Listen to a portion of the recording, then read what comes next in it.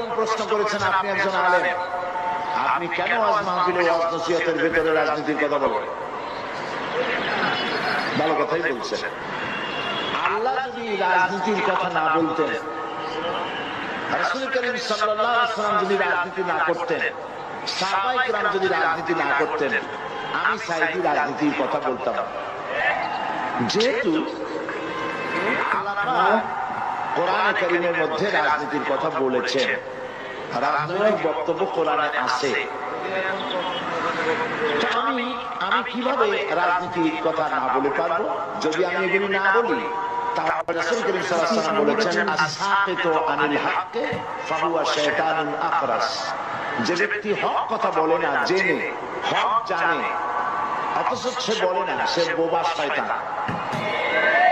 কাজেই যারা কোরআন হাদিস জানার পরেও